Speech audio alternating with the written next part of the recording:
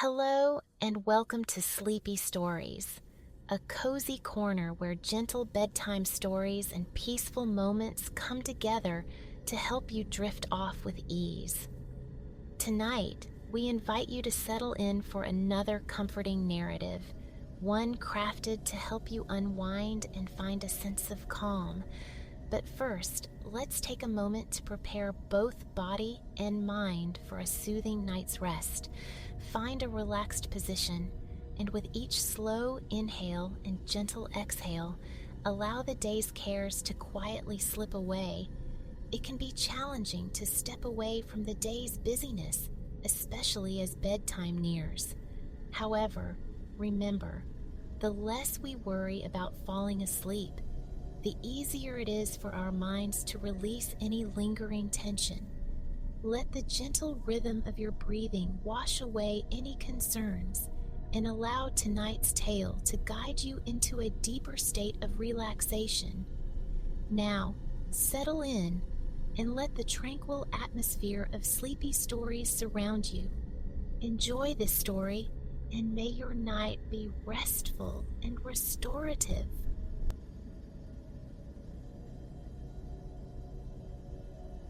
Conjure in your thoughts a venerable water mill, its structure of 18th century red brick crowned by a slender chimney ascending beside it. The mill stands sentinel over a placid pool, its surface a mirror to the quietude. This is Ashbrook Hollow. Here, our pilgrimage takes root. Imagine yourself poised upon gray concrete, the mill looming just ahead. Its narrow flue etches a line against the sky, while the adjacent water lies utterly still, a sheet of liquid silence. Today unfolds as a leisurely ramble through this particular corner of the Midlands, a landscape that nurtured the imagination of Alistair Finch, seeding the earth from which sprang portions of his children's tale, The Halfling's Hoard, and later, the grand tapestry of his fantasy cycle, The Sovereign Stone. These narratives, unfurling within the staggering fictional cosmos of Etheria, have struck a chord deep within so many souls. Small wonder, then, that The Sovereign Stone ranks among the most cherished book cycles ever conceived. Our walk commences here, at the mill, nestled within the verdant embrace of Oakhaven, a suburb southeast of the city's heart. From Ashbrook Hollow Mill, your path meanders past Finch's erstwhile childhood dwelling on Verdant Way. Then, journeying further south, you shall uncover the bewitching depths of Blackwood Mire, the very theater of Finch's youthful escapades. Ultimately, your exploration culminates in a stroll across the resplendent fields of the Meadowland Country Park. For now, though, a steady current of traffic flows on the road behind, a ceaseless, low thrum emanating from engines. Each passing vehicle trails a light caress of wind, the cool air a tangible presence against your skin. Thoughts drift through your mind, ephemeral as these cars. They cause no disturbance, no distraction. They merely pass. You are clad in lightweight, comfortable attire, a soft jumper knotted securely about your waist. Your sole possession is a compact rucksack holding essentials and a flask of water. A sense of lightness pervades, a freedom born from knowing nothing more is required. Ready to embark, you draw a little nearer the mill, keen for a clearer perspective.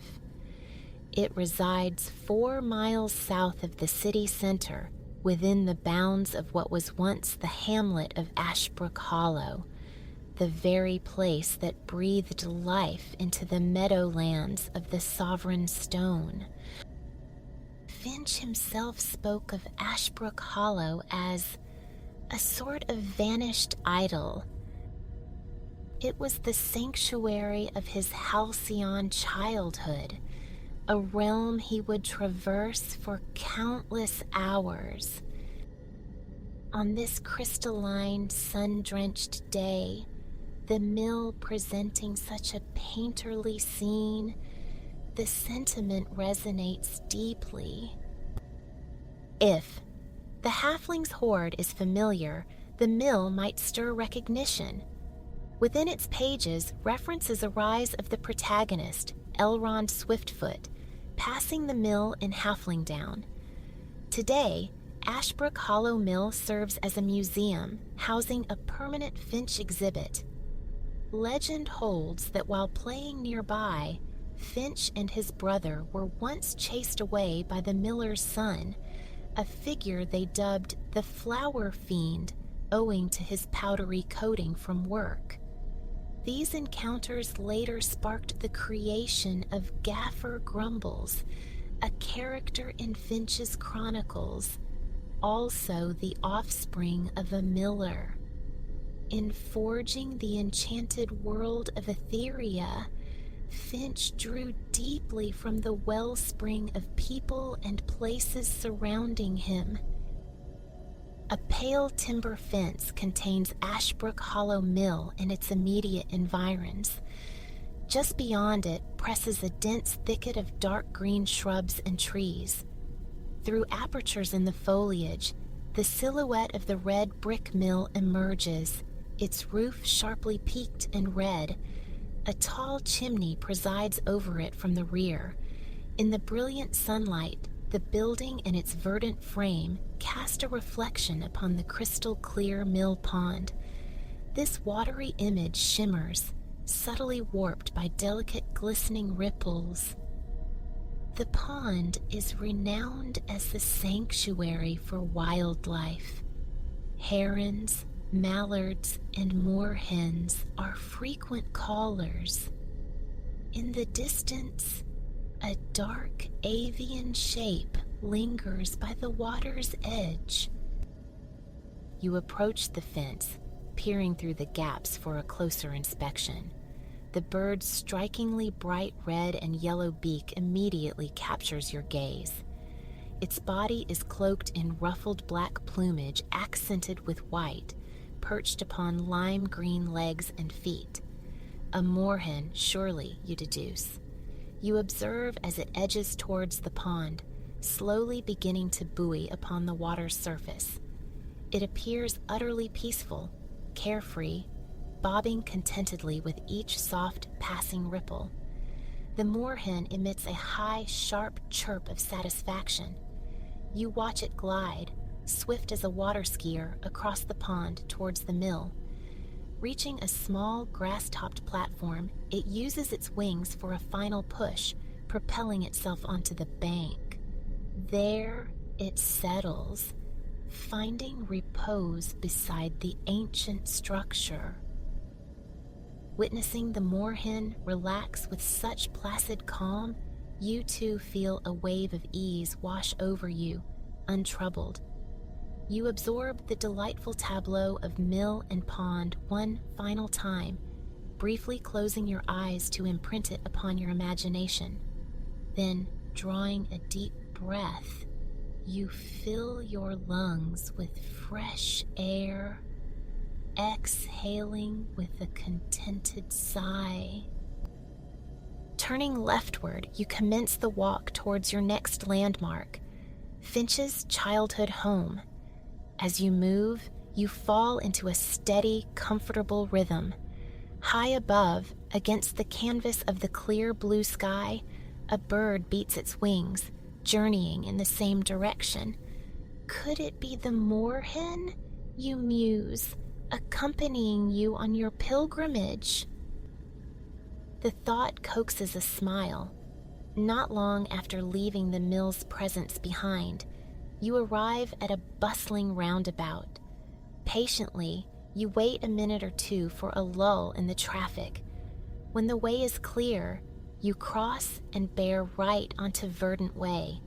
A thrill of anticipation courses through you, knowing you cannot be far now.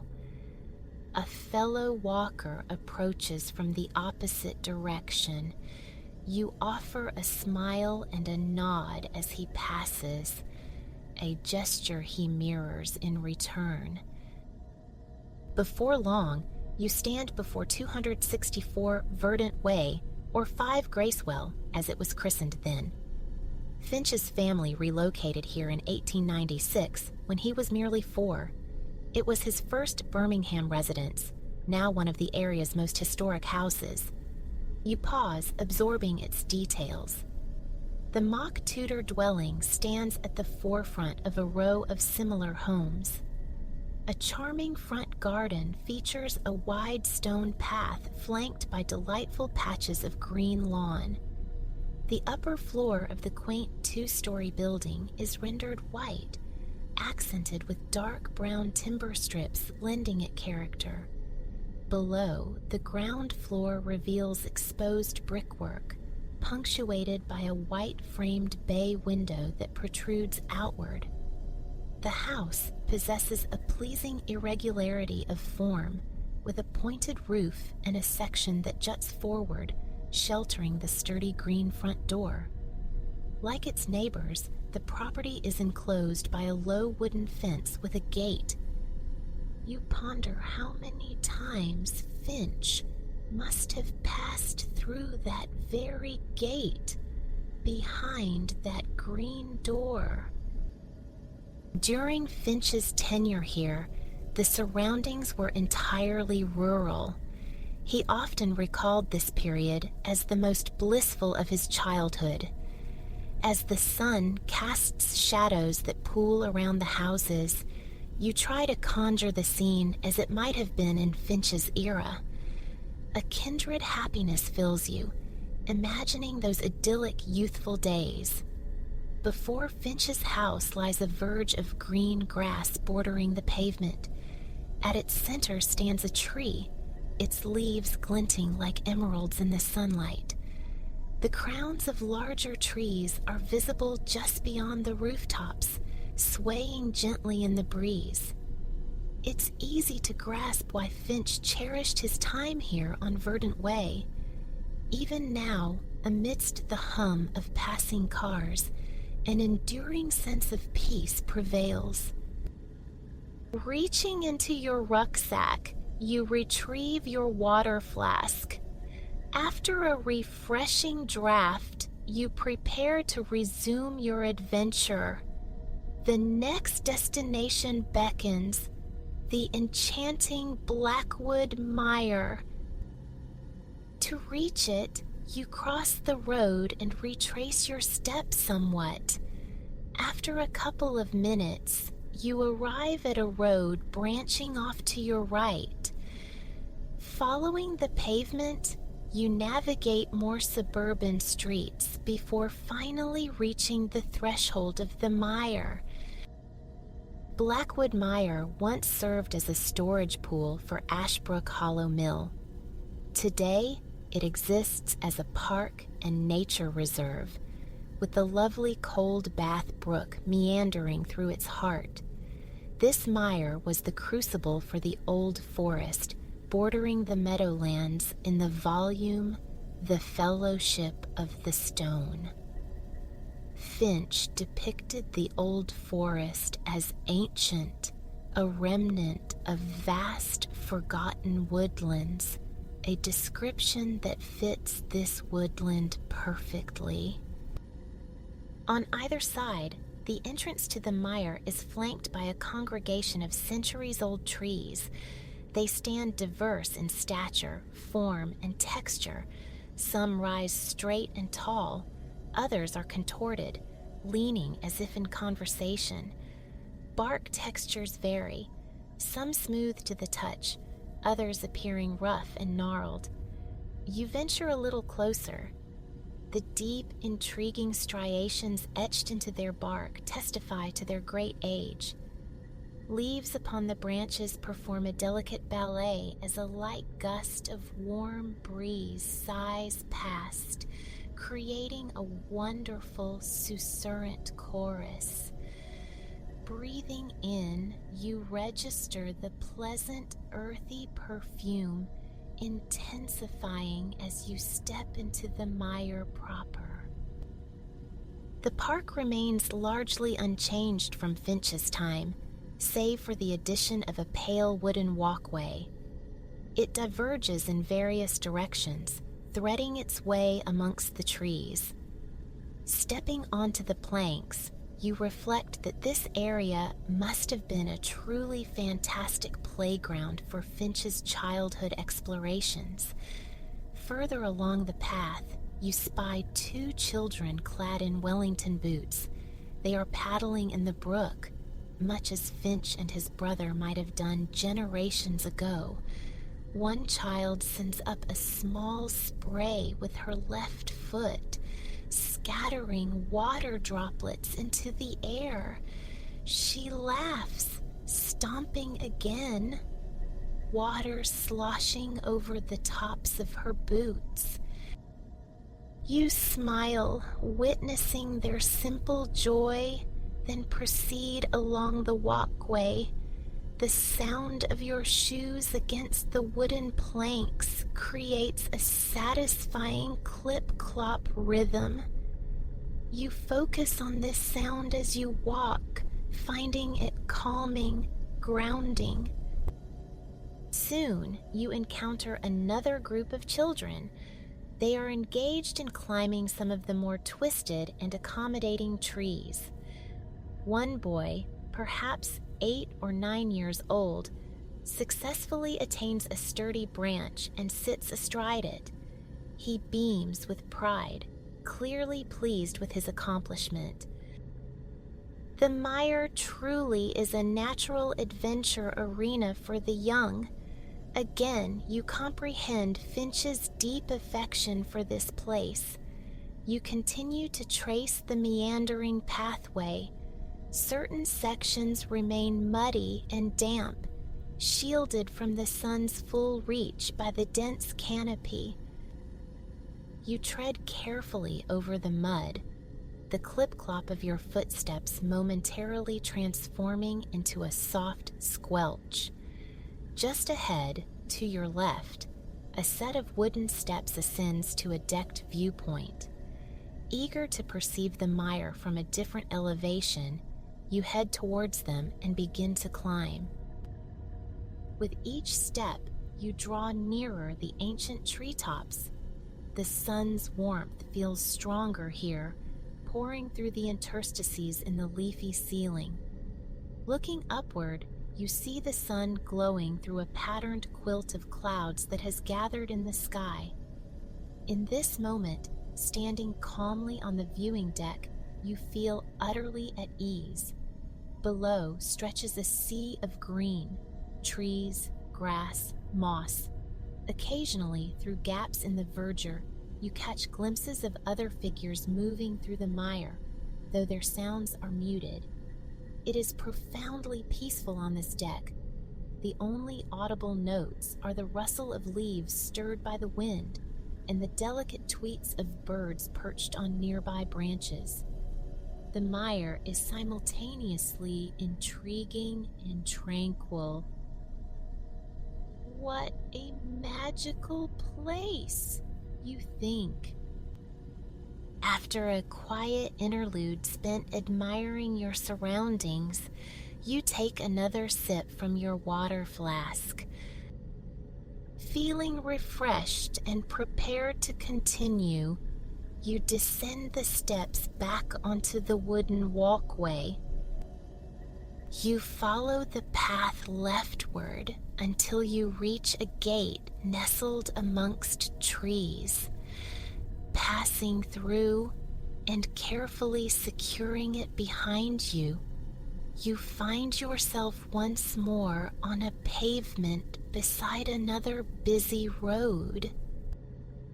Initially, the sound of cars feels intrusive. But soon, the return of this gentle background hum becomes strangely soothing. Once again, you are conscious of your thoughts drifting past, mirroring the traffic flow. You know that tranquility will soon return upon reaching the Meadowland Country Park. For now, you turn left and walk along the pavement, maintaining a steady pace. The blanket of clouds has dispersed, and the sun bathes your skin. The pleasant warmth is welcome after the shade of the trees. There's very little breeze now. The temperature is perfect for walking. During this adventure, you've entirely lost track of time, but there is no urgency today. You relish the freedom of taking as long as you please. At the roundabout, you turn left again, continuing along the pavement, keenly observing everything around you. Small birds flit in and out of the bushes lining the walkway, their movements like a choreographed dance. Then, a dog walker passes, their fluffy companion pausing to intently sniff the ground beneath the bushes. You offer a smile to both before proceeding, and you keep walking until a familiar landmark comes into view. On your left rises Ashbrook Hollow Mill, the starting point of this wonderful exploration. This time, however, instead of pausing, you walk past it and turn left through the car park. As you traverse the tarmac, you spot a pale wooden sign beside an opening. The words are indistinct from this distance, so you continue closer. Soon, they resolve. Welcome to the Meadowland Country Park. A sense of accomplishment washes over you, having reached the final stage of your journey through Finch's remarkable world. The park received its name in 2005, acknowledging Finch's deep ties to the locale. It stands as a nature reserve, tracing the beautiful valley of the serene River Cole for some 4 miles. Comprising wetland, grassland, woodland, and heath, the park teems with wildlife. Much like the mill pond, herons, mallards, and moorhens often grace its waters. You might even be fortunate enough to glimpse a kingfisher diving for its meal. As you step into the park, the sounds shift. Children's laughter drifts on the air, mingling with the soothing murmur of the flowing river. Before you stretches a vast, lush green field, extending far into the distance. A straight golden path cuts through the field's center, running parallel to the river. Vibrant pink, purple, and yellow wildflowers are mirrored on the water's surface, which glitters under the sun's gaze. Just as Finch portrayed the Meadowlands in his chronicles, this park is beautiful and idyllic. But it's not merely the river and the pathway that command attention. Along the field's left flank stands a solid wall of trees, forming a secure barrier, separating the park from the world beyond. These trees offer cool shelter from the sun, yet permit just enough light and warmth to filter through the gaps. The area beneath them looks deeply inviting, the perfect spot to pause and rest a while. With that notion, you yawn, stretching your arms, suddenly aware of a pleasant fatigue from the day's walking. Perhaps, you muse, it is time for repose. Stepping onto the sponge-like grass, You make your way towards the trees, slip off your rucksack, and sit down. Untying the jumper from your waist, you fold it neatly and place it on the ground. Resting your head upon the soft fabric, you lie back, allowing your arms and legs to fall into a loose, relaxed posture. Your limbs sink into the yielding grass beneath. The earth accepts your weight. Above, fragments of blue sky peek through the leafy canopy. You feel the warm sunlight dappling your skin. Very few clouds drift overhead. Your eyes begin to feel heavy, laden with sleep. You blink several times, attempting to remain awake to savor the blissful atmosphere.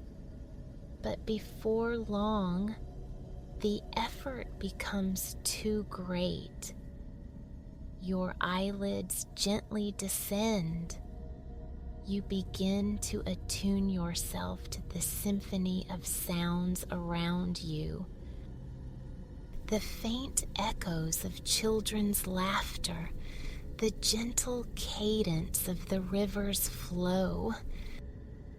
Then the rustling whispers of leaves in the breeze, the sweet melodic calls of birds. These sounds lull you further into relaxation as your mind begins to drift, to dream. You take a deep breath in, releasing it with a sigh of profound satisfaction. Then, you reflect upon the extraordinary journey undertaken today. Near the beginning, the exquisite reflection of the mill in the pond, the moorhen observed at the water's edge. You recall Finch's childhood home, your daydreams of life within its walls. Then, the vivid memory surfaces, the deep peace felt upon the viewpoint in Blackwood Mire. But which part, you ponder drowsily, was the favorite?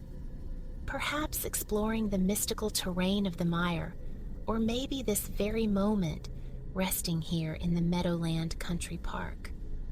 Whatever the answer, all thoughts are gradually receding, dissolving into the tranquil landscape born of Finch's world, and you know, with quiet certainty, that you can easily return to this sanctuary whenever a moment of calm is needed.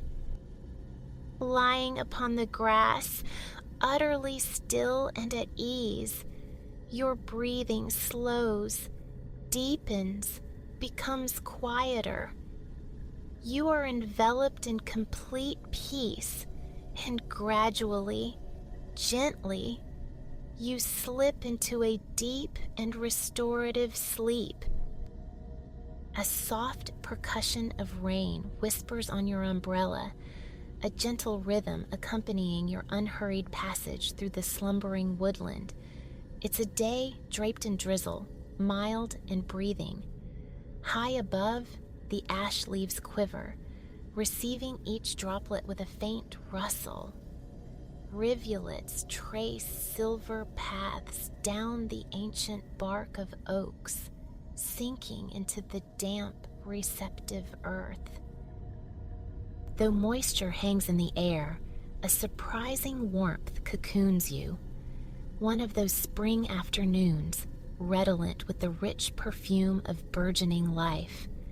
Azure carpets of bluebells unfurl across the forest floor, their scent mingling with the sweet, pungent aroma of unseen wild garlic. Through the trees drifts the music of human connection, laughter and conversation, muffled by distance and damp air. These paths are old friends. No destination calls, no clock ticks. You halt, captivated by a common blackbird foraging across the uneven terrain. Its plumage, you observe, is no simple black, but a constellation of hidden colors, glints of amethyst, deep forest green, the blue of a moonless night. Perfect, miniature spheres of rainwater cling to its feathers like tiny jewels. The bird regards you for a fleeting moment, a shared acknowledgement of the day's quiet beauty before vanishing deeper into the undergrowth. A kindred spirit, perhaps, finding solace in the woods just as you do. Beside the wide track, near a weathered tree stump, you pause. Eyes closed, you draw in a slow, deliberate breath, filling your lungs with the woodland's essence. Just as slowly, you exhale, feeling the knots of tension in your shoulders and neck dissolve. A wave of quiet contentment washes through you.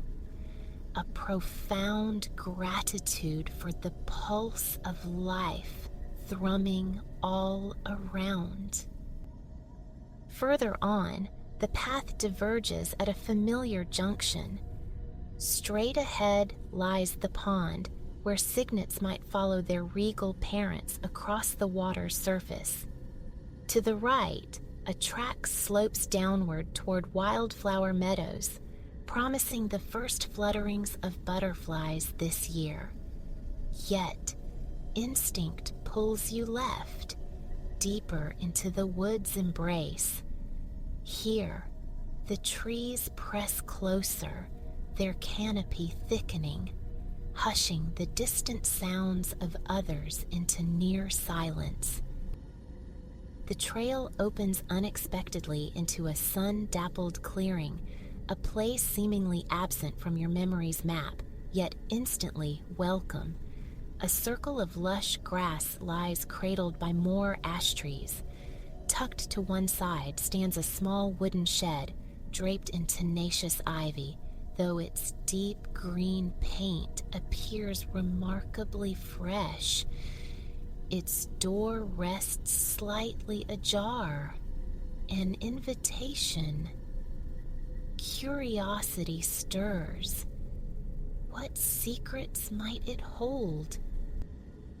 Drawn forward, you approach the shed. Nearer now, you spy a gleaming brass plaque affixed to the door. Miniature panorama. Your hand reaches out, a gentle push, and the door swings inward without a sound, as if anticipating your arrival. This, you sense with a prickle of intuition, is no ordinary display. Inside, the space defies its external dimensions, stretching larger than expected. Cool shadows dominate, save for a single focused spotlight illuminating a long table. Beneath this beam rests the panorama, a meticulously crafted model landscape, a tiny train, a station, exquisite scenery evoking an idyllic corner of the English countryside. Rolling hills, dotted with sheep and cattle smaller than postage stamps, give way to a narrow lane lined with thatched cottages, their miniature gardens festooned with washing lines.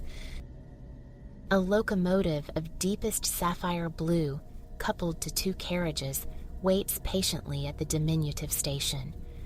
Across from it, a tiny watermill beside its placid pond stands silent and still. Leaning closer, you absorb the details.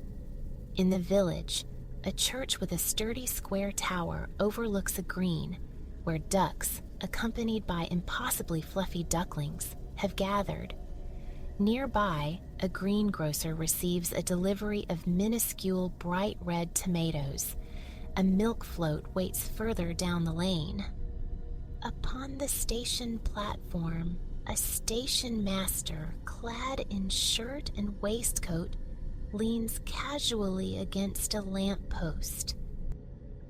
Tracing the railway lines with your eyes, you notice they don't loop back. They wind through the village, meander across the countryside, and vanish into a tunnel carved into a hillside. Where could such a mysterious passage lead? Then, something else catches your attention. A coin slot set into the table's edge. The mechanism, surely, to animate this world. But coins, you doubt you have any. Almost involuntarily, your hand slips into your pocket. Fingertips brush against a cool, round metal disc nestled in the very bottom lining. Strange, you have no recollection of it. Turning the coin over in your palm, your thumb traces its worn, cool perimeter, feeling the nicks and imperfections against your skin.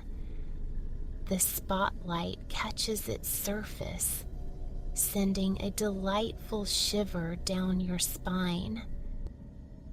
You guide the coin into the slot, closing your eyes as it drops. Inhale deeply. Hold the breath for a suspended moment. As you release it slowly, your eyes flutter open. You stand upon the platform of a railway station, somewhere deep in the English countryside.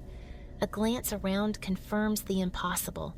It's the very scene you were gazing down upon moments ago, now life-sized, tangible. The model world sprung into reality. Here, too, it's a warm spring morning, but the rain has vanished, replaced by cerulean skies.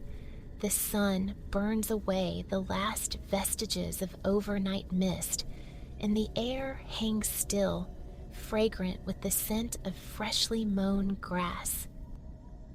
Moving a few steps away from the station's red brick facade, you step out of the shade, tilting your face to the welcome warmth of the sun. At the platform's far end stands a conductor, a woman now, dressed in a crisp shirt and waistcoat, her face lit by a broad, genuine smile. She offers a friendly wave. Two sharp, cheerful whistles echo from the engine, an invitation, clearly, to discover where this enchanted train might journey. You pull open the wooden carriage door and step inside. No sooner have you settled onto a plush seat of crimson velvet within your compartment than another whistle sounds. Plumes of white steam drift past the window. Peering out, you glimpse a heron descending with effortless grace beside the mill pond. As you watch, the train begins to glide smoothly away from the station. Soon, the mill and its reflective waters slide from view. Beyond them stretch vast orchards, row upon row of stout apple trees reaching towards the horizon. Definitely a long way from the shed in the woods now, you muse. The trees are heavy with blossom, clouds of pink and white. You imagine the petals falling like summer snow, the first nubs of fruit appearing, swelling day by day, growing rounder, brighter, juicier. In months to come, these fields will bustle with pickers gathering plump green bramleys and speckled royal galas. But for now, the only sounds are the melodies of thrushes and blackbirds woven through the rhythmic click-clack of the steam engine. The carriage is warm, rocking gently as the orchards give way to pasture. The velvet beneath your arm feels soft, comforting. Your breathing deepens, slows, your body swaying in time with the train's easy motion. As the trees thin, the fields become manicured expanses of green.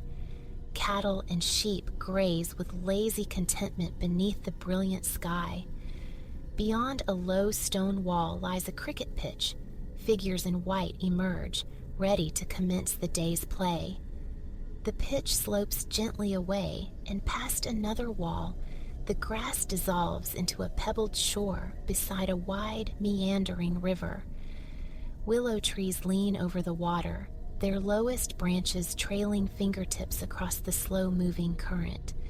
You ponder their age, silent witnesses to the river's ceaseless flow, day after day, month after month, year after year.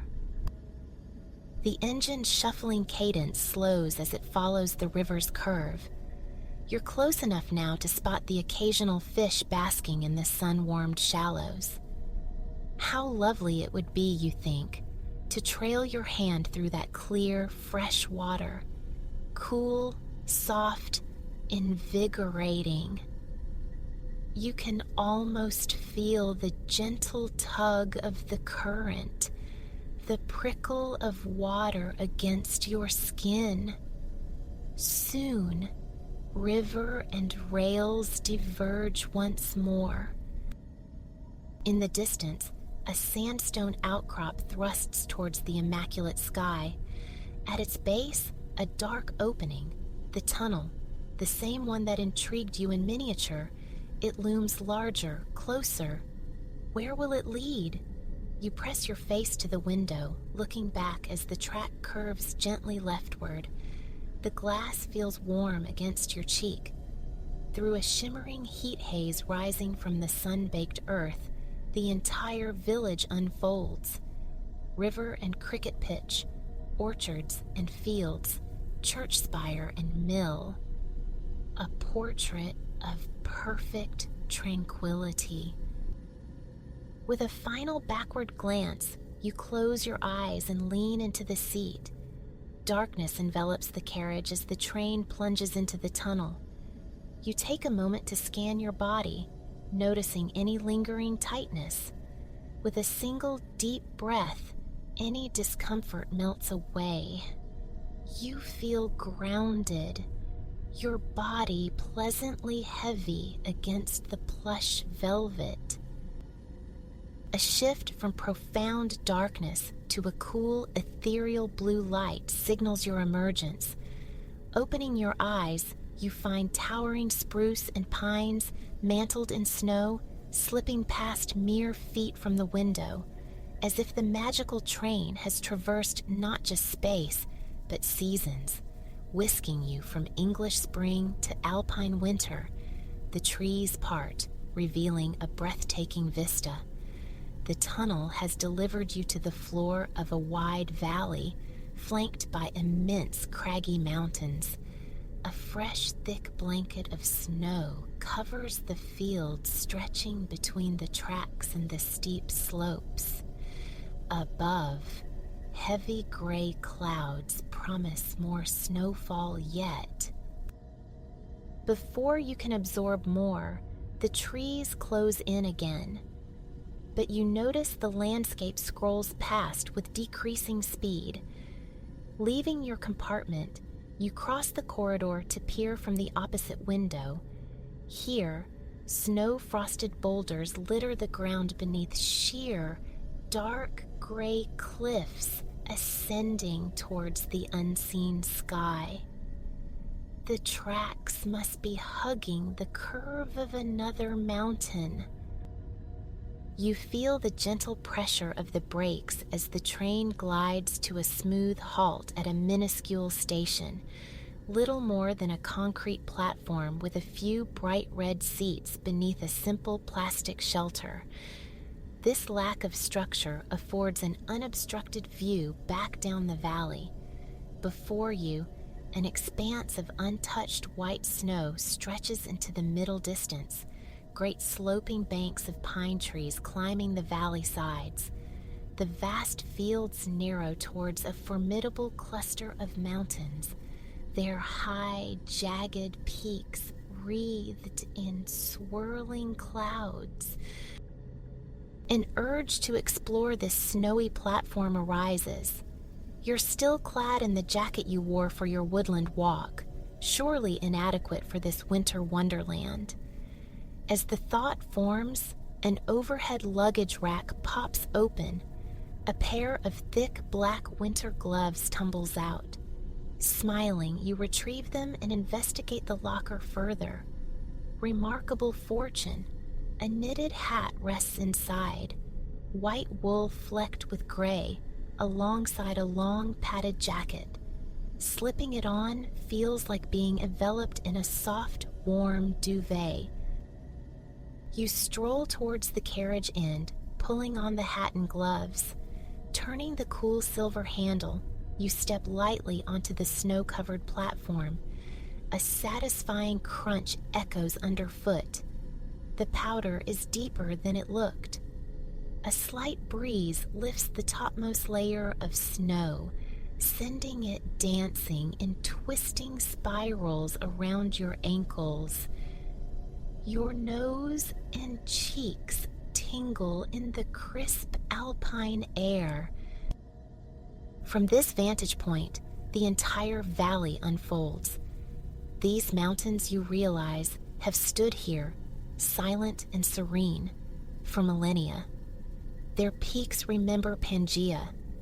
They have witnessed countless sunrises and sunsets, and will continue their vigil for eons more. Their immense ridges and spines were sculpted slowly, patiently, by wind, water, and time. A profound lesson, no matter how immense, how overwhelming something seems, with enough time and persistence, little by little, transformation occurs. You pause, feeling a quiet awe, a deep gratitude for the majestic scene. Yet, enchanting as the view is, the warmth of the carriage beckons. Retracing your steps with another crunch, you climb back aboard. Moments later, the train resumes its journey. The forest thickens outside once more as you remove the winter gear, stowing it back in the locker. Just as you click it shut, the train enters another mysterious tunnel. Anticipation bubbles within you. Where next? Abruptly, the grays and whites of the mountains dissolve into a hazy oceanic blue. The resonant sound of heaving, rolling surf fills the carriage. You are now trundling along a track poised at the very edge of the sea. Between the water and the low cliff hugging the rails lies a sandy beach. Though the tide appears high, you are so close to the waves. It feels as though you could reach out and touch the spray. Standing, you slide open the carriage window. The cool, briny scent of the ocean floods your senses. A warm breeze gently ruffles your clothes. The sea stretches out, seemingly infinite. To your right, the sun hangs low, just above distant headlands reaching into the water. Its declining rays cast shimmering paths of light just beyond the breaking waves. A gentle splash catches your eye. Something resembling a light brown, furry cap bobs on the surface. Then another and another. What could they be? Now the small forms seem to float effortlessly on their backs. Recognition dawns. Sea otters. A rare and delightful sighting. These charming creatures, you recall, delight in diving into submerged kelp forests for sustenance, capable of holding their breath for minutes as they twist and play in the cool depths. They possess special pouches in their chest fur for storing food, nibbling on shellfish and clams while floating serenely. They are communal too. Groups or rafts often link paws while resting, swimming, or eating, ensuring none drift away. Families sometimes even use strands of kelp to tether themselves together. Out in the ocean, the otters float idly, observing the slow passage of your train. You blink, and in that instant, they vanish beneath the waves. Sinking back into your seat, your eyelids grow heavy. A sense of completion settles over you. Perhaps it's time to return. As if in response, the steam engine emits a soft whistle just as the train enters one final tunnel. You allow your eyes to drift closed. When you open them again, familiar orchards slide past the window. The air is cooler now, the sun resting low on the horizon. Streaks of lavender and rose paint the high, thin clouds. The unmistakable fragrance of springtime drifts through the open window. The day is gently closing. The rhythm of the wheels slows, decelerating as a recognizable village comes into view. The church spire, the silent mill, the blossom-laden trees. It feels like mere moments ago you were here, yet stepping off the train, you sense the satisfying conclusion of a long, wondrous day. As the sun dips fully below the skyline, you close your eyes, inhaling deeply. Then, slowly, you let the breath go. Opening your eyes once more, you find yourself back in the ivy-clad shed discovered in the woods. Below you, petite and perfect, rests the magical miniature panorama. The shed door swings open on its own. Outside, the rain has ceased. The sun manages a final glimpse over the treetops. You can't have been absent long. The grass remains slick with moisture. Time to head home. Leaving the shed, you walk slowly across the damp grass towards the path you followed that morning. The sounds of the woods reassert themselves. Distant voices, laughter, the occasional call of a swan from the direction of the pond. As you reach the edge of the trees, you cast a glance back towards the clearing. To your astonishment, the shed is gone. No trace remains. Where the structure stood, only grass grows, tall and glossy, still beaded with rain. A smile touches your lips as you turn back towards the path. Perhaps, one day, you'll wander this way again and rediscover the enchanted panorama. You hope so, yet a deeper feeling suggests that if another such adventure is meant for you, it will find you in its own time. A blackbird, a twig held firmly in its beak, hops across the track ahead. Sunlight, piercing the canopy, creates dappled pools of light on the woodland floor, still glistening from the morning shower. With one final, deep breath drawn in and slowly released, you turn towards the comforting familiarity of home.